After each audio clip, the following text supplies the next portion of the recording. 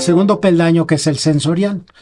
Una vez que entra la información y que la atención permite que la información entre, va a ser enviada a diferentes partes de la corteza cerebral, en donde hay sitios específicos en los que cada uno de estos va a procesar información diferente.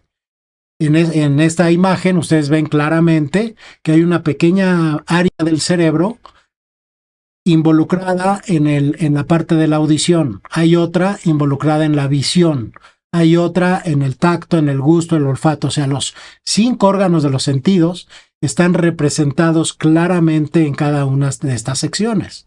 La parte sensorial, que es el segundo peldaño, tiene 3 elementos o 3 niveles de procesamiento.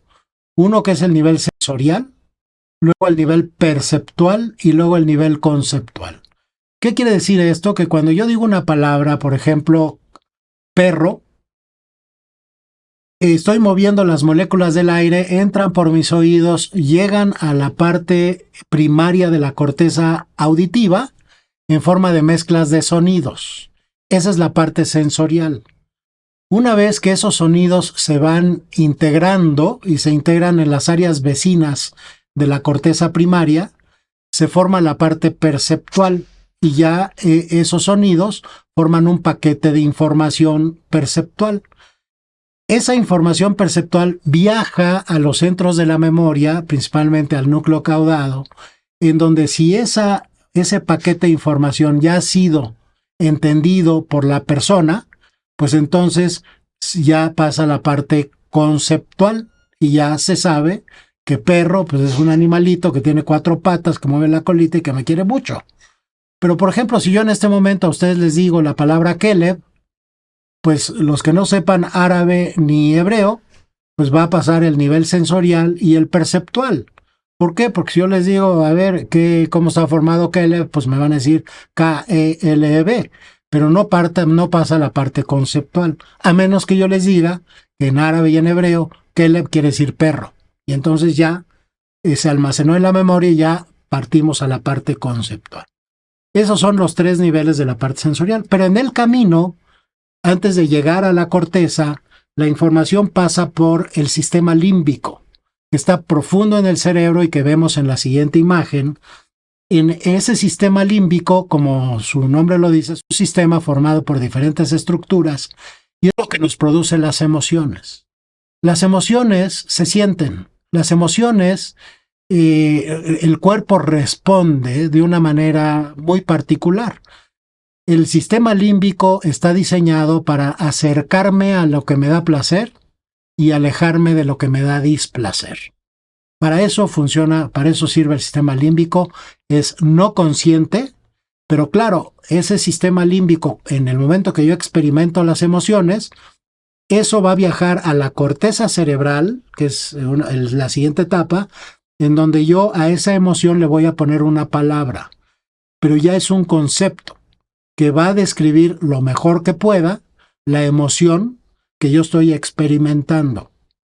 Entonces, las emociones se experimentan, luego se conceptualizan en la corteza cerebral y al final de la pirámide se pueden expresar. ¿Y cómo se expresan? Pues a través de la expresión facial. Hay una serie de empresas que utilizan la expresión facial para entrar a caracterizar las emociones. Es una manera muy indirecta porque la expresión facial yo la puedo modificar a voluntad. Sin embargo, las emociones, a través, digamos, de lo que se siente en el cuerpo, se puede medir científicamente, y eso es lo que hacemos en mi laboratorio. Nosotros no medimos las emociones a través de expresión facial, ni tampoco las medimos a través de colocar electroencefalogramas o electrodos en la corteza cerebral, porque como ustedes están viendo acá, las emociones se experimentan profundas en el cerebro. ¿Y cuál es la vía de salida del sistema límbico? Es la hipófisis. Es la glándula maestra que va a controlar las glándulas suprarrenales, el páncreas, todas las glándulas del cuerpo que producen efectos sobre el cuerpo. Y las emociones son muy importantes, como decíamos, en la toma de decisiones. Nosotros, como les decía, las medimos en el cuerpo porque yo poniendo diferentes sensores puedo caracterizar las emociones. Las emociones tienen dos componentes, uno que es la intensidad de la emoción y otro es la valencia. La valencia es qué tan placentero o displacentero es. Y les pongo un ejemplo. Si yo viera una escena de crimen y viera una escena sexual y yo estuviera registrando mi corazón, la frecuencia cardíaca, ¿qué va a pasar en la frecuencia en la escena del crimen? La frecuencia cardíaca aumenta. ¿Y qué va a pasar en la escena sexual? La frecuencia cardíaca también aumenta.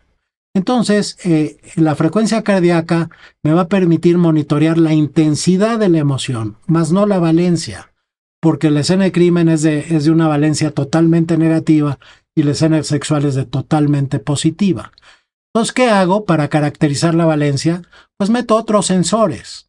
Por ejemplo, cómo se ponen las manos, la temperatura de las manos en la escena del crimen. Pues se ponen frías. Y en la escena sexual se ponen calientes. Si yo pudiera medir además la temperatura de las manos o el flujo sanguíneo periférico, yo podría medir la valencia. Y es lo que hacemos en mi laboratorio. Combinamos la medición de la frecuencia cardíaca con el flujo sanguíneo periférico y entonces sí podemos aventar vectores y poder medir con mucha precisión y directamente lo que la gente está sintiendo. Y claro, utilizamos algunos modelos como el modelo de Russell,